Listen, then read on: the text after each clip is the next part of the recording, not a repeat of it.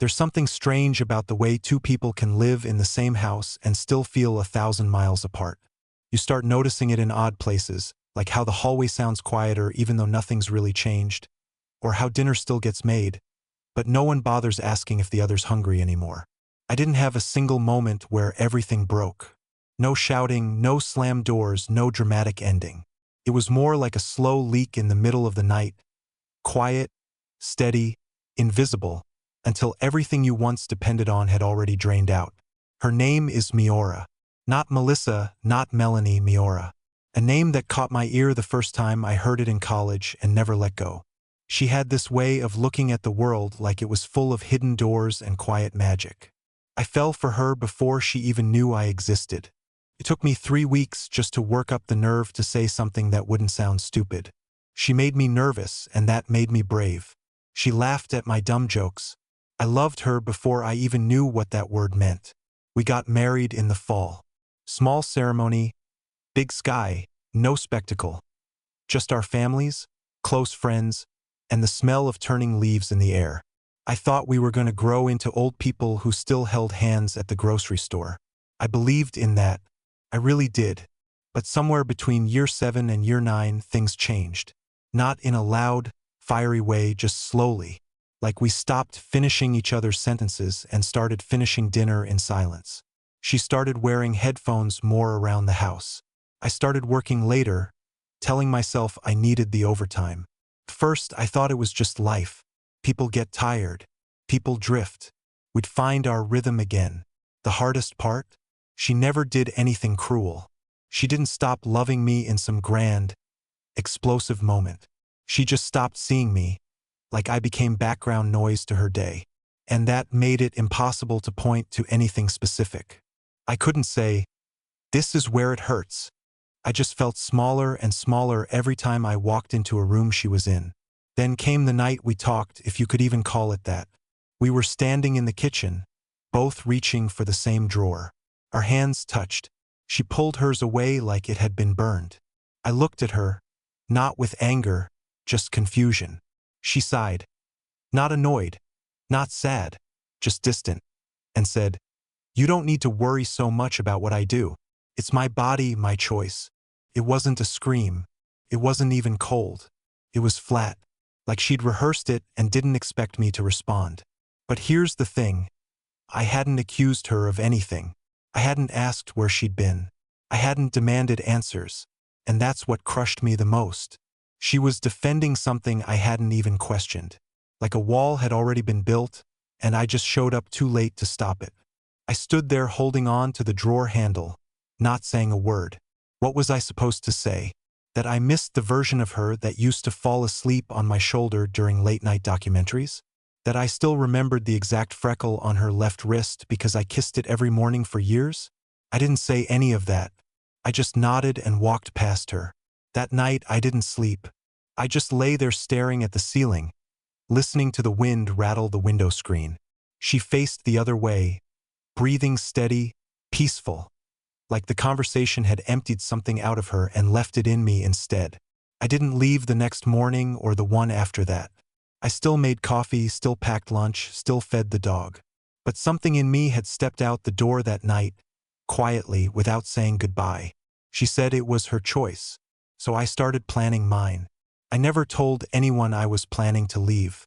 Not my brother, not my coworker Jonah, who always asked how things were at home.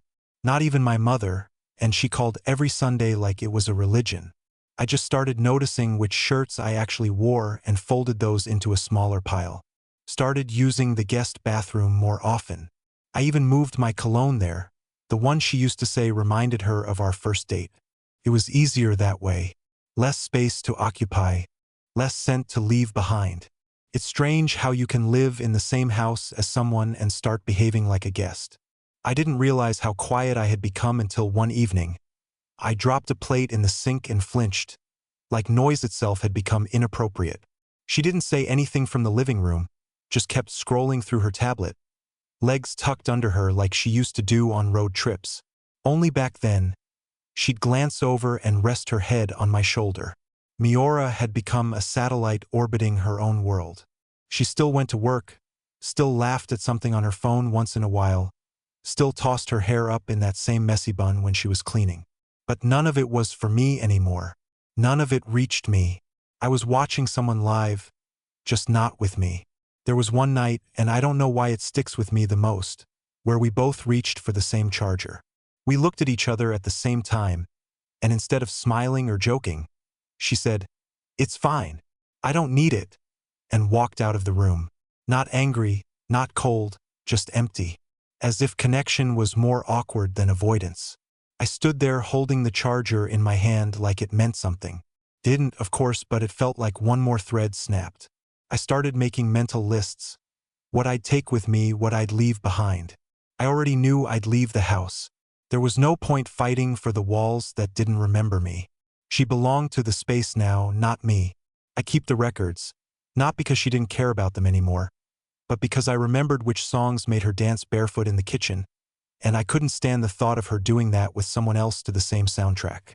I wondered sometimes if she noticed what I was doing. The slow vanishing. The way I didn't ask about her day anymore. The way I sat on the far end of the couch like a visitor. The way I stopped offering to drive when we went out even though I always used to. I wasn't punishing her. I wasn't trying to make a statement. I just didn't want to insert myself where I wasn't wanted. Then came the conversation that confirmed everything I hadn't been brave enough to believe. She had come back from yoga, or maybe it was a walk. I didn't ask anymore.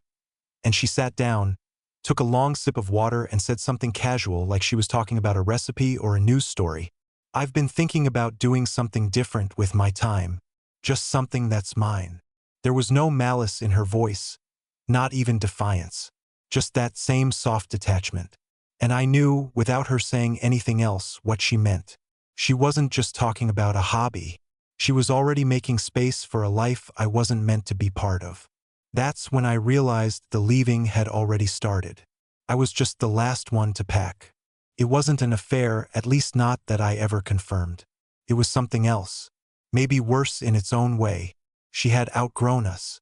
Or at least, she convinced herself that what we were had stopped serving her. And instead of telling me directly, she let time and silence do the talking. I walked past our wedding photo later that night, the one in the hallway with the soft natural light and her looking sideways at me like I was the only man in the world. I stopped, looked at it for maybe 10 seconds too long, and said out loud, though no one could hear, "That man's gone." And maybe she already knew that too. I didn't go through her phone, never even picked it up. Not because I trusted her. That word didn't really live in our house anymore. But because I didn't need to. Some people hide things. She didn't, not really. She just stopped filtering. Her screen would light up at dinner, sometimes with names I didn't recognize, sometimes with emojis that made my stomach turn, but never enough evidence to start a conversation I wasn't ready to finish. That's how it worked. She'd leave her phone face up, volume off, screen dimmed. I think she wanted me to notice, not to catch her, but to understand something without her having to say it. That's the kind of woman she became. She never confessed anything. She just left doors half open and waited to see if I'd walk through. I never did. Instead, I paid attention to the details. How she started taking longer showers but didn't bother locking the door anymore. How she'd wear a dress on a Monday with no occasion, no comment, no glance toward me. How she stopped asking if I was hungry when she made something and started plating for one. At some point, I think she stopped seeing me as a witness and started seeing me as an obstacle. But I made sure not to get in the way. I wasn't heartbroken, not in the way people imagine heartbreak. It wasn't loud. It didn't come with tears. Came with stillness. The kind that makes you wonder if you're still a person in someone else's eyes or just a shape that takes up space near the laundry. I found a note in the dryer one day. Not for me, just something she had scribbled on a receipt and apparently forgotten. It said, "Meet me at the West Lot, 7:45. That was it. No name, no emotion, just a time and a place written like a grocery reminder. I didn't ask her about it. I didn't show her the note. I folded it twice and tucked it under my keys, just to remind myself not of what she might be doing, but of what she wasn't doing. Choosing me. That night, she came home late. No excuse, no lie. Just the sound of her keys and the same sentence I'd heard every week. You don't have to wait up. But I hadn't been. I'd already stopped setting the table for two. At some point, I stopped hoping she'd come back to herself. It wasn't about forgiveness or betrayal anymore. It was about recognition. She didn't recognize me as her person, and I was done asking her to try. The worst part wasn't what she did. It was how she made it look ordinary. How she wore a different perfume on Thursdays and never explained. How she hummed while folding someone else's secrets into her phone. How I realized I wasn't even angry. I was just invisible. And when a man starts to disappear quietly, it's not always dramatic. Sometimes it's patient, clean. He becomes air. He stops arguing. He starts packing small things in the trunk of his car and calling it donation. He starts leaving the TV on so he doesn't notice the silence. He starts thinking of exit strategies in terms of peace, not revenge. She said it was her choice, and now it was mine. It was a Wednesday. I remember that because the trash bins were out early, and the neighborhood smelled like cardboard and leftover dinners. I had the window cracked open, not because it was warm, but because I wanted to hear something, anything. Sometimes silence is worse than noise. Silence is where you start inventing truths. And I had started doing that more than I care to admit. That morning, Miora was humming while making tea. Not a real tune, just a vague melody that didn't seem to have a beginning or an end. She didn't notice me watching her, and I didn't interrupt. That had become the ritual. Me sitting quietly while she moved around the kitchen like she lived there alone. She poured one mug, just hers, the one with the chipped handle she always kept no matter how many new ones I bought.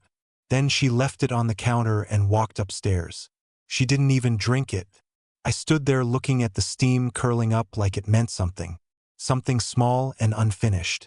Something that used to mean care and now felt more like obligation. I didn't want to be the man who made a scene over a mug of tea. I didn't want to turn a small thing into proof.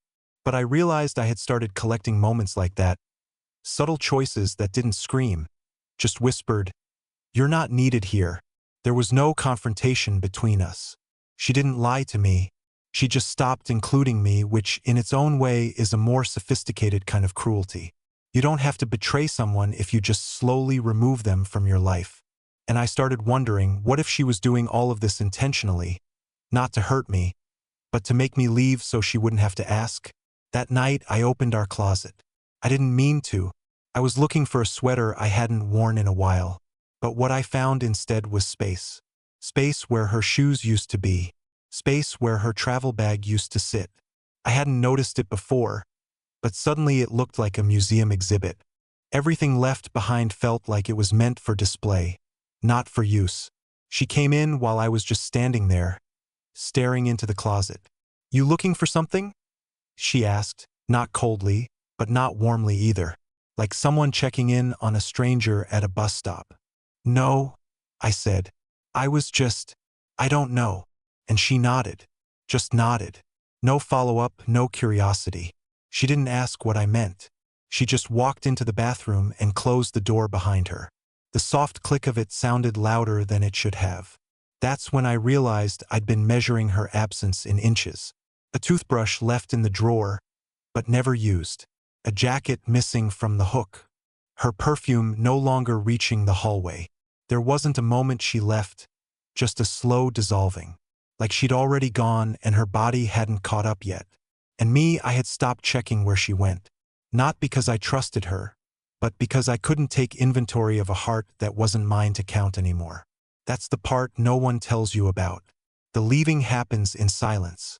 And if you're paying attention, you can feel every step of it. But by then, it's already too late to ask her to stay. There comes a point when even the most stubborn kind of hope goes quiet. Not because something breaks, but because the mind finally catches up with what the heart already knew. For me, that moment happened in the middle of a conversation that wasn't even important. She was talking about paint samples. I was nodding. I realized halfway through that I hadn't heard a word she said. Not because I was distracted, but because nothing about the conversation included me. It wasn't the words. It was her eyes. She wasn't talking to me. She was talking near me. It's a subtle difference, but it changes everything. She could have been reciting directions to a stranger. Her tone was flat, her gestures mechanical.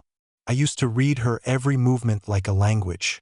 The way she used to tuck her hair when she was nervous, or how her voice lifted slightly when she talked about something she loved. That woman was gone. This one, she was a version of her I didn't recognize, and more importantly, one who didn't care if I recognized her or not. I think that was the day I stopped asking myself if she still loved me. The truth is, it didn't matter anymore. There's a strange kind of silence that comes with letting go of a question you've carried too long. It's not relief. It's not pain. It's just stillness. The kind that settles into your chest like clean air in an empty room. I sat with that stillness for hours that day. I didn't speak. I didn't text anyone. I didn't scroll or distract. I just sat there looking out the window at a neighborhood I'd lived in for years but never truly noticed. The dog across the street barked at shadows. A boy on a bike rode by without looking up. It was all happening exactly the same way it would if I'd never been there. And that realization didn't make me feel small. It made me feel awake. I started writing lists after that.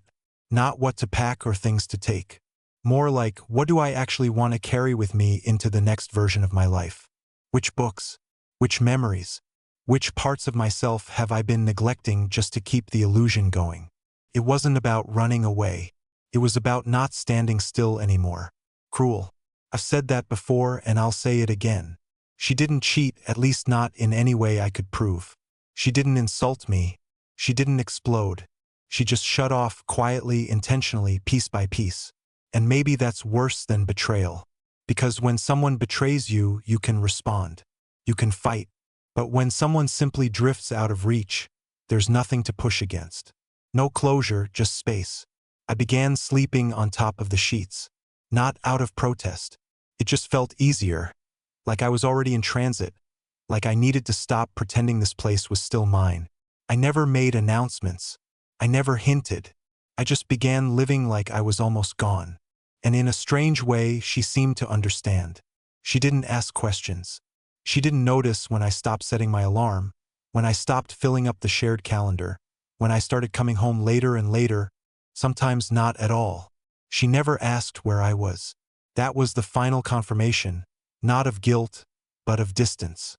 We were roommates by then, neatly coexisting, polite, efficient, and profoundly uninterested in each other's lives. People think leaving happens with bags and boxes and keys slammed on the counter. But in my case, it happened in silence.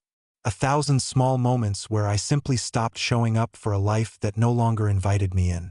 She said it was her choice and she was right. But mine was coming too. The strange how goodbye doesn't need a suitcase or a slammed door to be final. Sometimes it's just the absence of movement.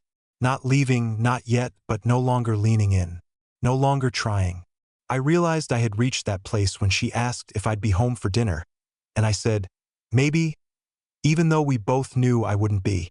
I've been eating alone for weeks, sometimes in my car, sometimes in the diner 2 towns over where no one knew my name. It wasn't a punishment. I wasn't trying to teach her a lesson. I just didn't want to share a table with someone who didn't look at me anymore. We used to have this rhythm, this way of making dinner feel like a pause in the day. That was gone. And I didn't want to sit across from a woman who still said, "Pass the salt," but hadn't asked how I was in months. The bed was a colder place now. Not because she refused to touch me, but because I stopped trying to be close. Physical space was never the issue. It was the emotional void between us that made the blankets feel thinner. I'd wake up and lie still just long enough to make sure she wasn't pretending to sleep.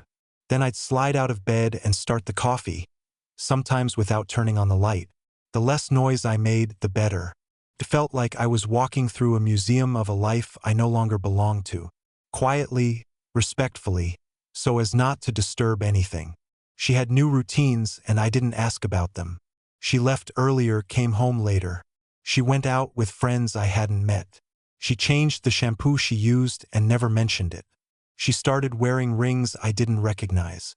She rearranged the living room furniture one afternoon while I was gone. And when I walked in, the first thing I noticed was that my chair had been moved to the far corner of the room, facing the wall next to a dusty bookshelf we never used. I didn't move it back. I remember sitting in that corner that night, not reading, not even thinking, just being there in the place I'd been pushed toward. It wasn't subtle. It wasn't cruel. It was just real. That was the moment I stopped planning how I'd go and started quietly deciding when. I didn't want her to notice. I didn't want her to ask questions. I wanted to slip out of her life the way she had slipped out of mine. Gradually, respectfully, without making a scene. There was dignity in that. Not revenge, not bitterness, just closure I gave myself. I started writing notes, not to her, not even to myself, but to the idea of who we used to be. Memories I didn't want to carry with me but couldn't throw away either. The way she used to steal the blanket. The way we used to slow dance in the kitchen after doing dishes. The way her voice sounded when she'd whisper, "Good night," half asleep. I wrote them all down, folded each one into a small square, and placed them in a wooden box I never opened again. By then, I wasn't even sad. Sadness requires hope, and I was past that. I just didn't belong there anymore. Not in the house, not in her orbit, not in the story she was building without me. And that was okay. Honestly, it was a relief to name it, even if only in my head. You don't always get closure from other people. Sometimes you have to build it yourself, piece by piece, quietly, while the world keeps moving around you like nothing's wrong. She said it was her body, her choice. I never argued with that. I never tried to stop her from becoming who she wanted to be. But I had a choice too, and I was ready to make it.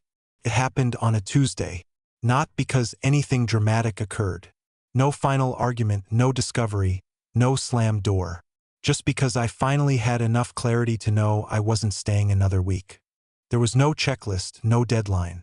I just woke up, stretched my back like always, walked into the kitchen barefoot, and realized I was done playing the role of someone's husband when no one remembered writing the part. I left the coffee pot empty. That was new. For years, I brewed for 2 out of habit, out of hope, out of courtesy. But that morning, I didn't. I looked at the beans, the filter, the silence, and decided she could make her own if she wanted it. That was the first step. The next was my closet. I didn't take everything, just what I actually wore, just what still smelled like me and not like compromise. A few shirts, some old sneakers, the jacket I'd had since college that she once said looked too soft to throw away. I left behind anything she'd ever picked out for me. Not out of spite, but because none of those things felt like mine anymore. It's strange how clothing can feel like memory, how a single sweater can carry weight that isn't fabric. I didn't write her a letter. That would have felt performative. She didn't owe me one, and I didn't owe her a goodbye in ink. Everything that needed to be said had already been spoken in months of silence. In skipped dinners, in different schedules, in rooms we both entered but never shared. The hardest part wasn't packing. It was walking past certain objects and realizing they meant nothing anymore. The framed photo in the hallway from our 3rd anniversary, the one where she was laughing at something I said just before the shutter clicked. I used to stop and smile at it. That day, I barely glanced at it. Not because I was bitter, but because I didn't recognize that version of us anymore. That couple wasn't here. That laugh didn't live in this house anymore. I boxed up a few books, not because I planned to read them anytime soon, but because they were the only things that had always been mine. I remembered which ones she used to borrow, which ones she pretended to like. I left those behind. Let her keep the stories she tried to live in. I was taking the ones that helped me survive. She didn't notice I was moving out. Not at first. That afternoon, she came home late as usual, dropped her bag on the counter, and opened the fridge. "Did you eat already?" she asked without turning to look at me. "No," I said. "Not here." She didn't ask where. She didn't ask when. She just nodded and grabbed a yogurt. That told me everything I needed to know. I was already gone in her mind. She just hadn't caught up to it physically, and I didn't need to explain. What would have been the point? We'd both become people who no longer required each other's presence to function. That night, I slept at a friend's place. I didn't tell her. I didn't check my phone. I didn't lay in bed wondering if she noticed. I didn't need her to. The final act of leaving isn't physical. It's mental. It's the quiet conviction that you don't have to be seen, understood, or chased because the version of you that needed those things no longer exists. I wasn't angry when I shut the car door and pulled out of the driveway for the last time. I didn't cry. I didn't clench the steering wheel. I just turned on the radio, let it fill the car with something other than memory, and drove toward a place that hadn't been defined by anyone but me. She said it was her body, her choice, and finally I had honored mine. The morning after I left, I woke up to the light coming through a window I didn't recognize. It hit the corner of the room differently. No shadows I knew, no familiar creaks in the ceiling, no dog barking next door. And instead of panic, I felt something strange. Not joy, not grief, something steadier, relief. There was no one to make coffee for, so I made it for myself. Exactly how I liked it, too strong, no sugar. The kind of cup that clears your head instead of trying to comfort it. I stood there holding it in both hands, breathing in the steam like it was the first inhale of a new season. I didn't miss the house. I didn't miss the life, and that surprised me. What I did miss, and what I began to reconnect with, was something smaller and much more important. My own voice, my own stillness, my own rhythm that had been buried under years of trying to make someone else feel whole. I started filling my days with small things, not to distract myself, but to remember who I was when I wasn't bending to fit someone else's story. I went for walks again, not power walks, just wandering ones. I let the sun hit my face and didn't check my phone. I called my brother. I read actual books, the kind I used to underline in college. I even started sketching again, badly, in a notebook I thought I'd thrown away. I didn't tell anyone what had happened. I didn't need to narrate the exit.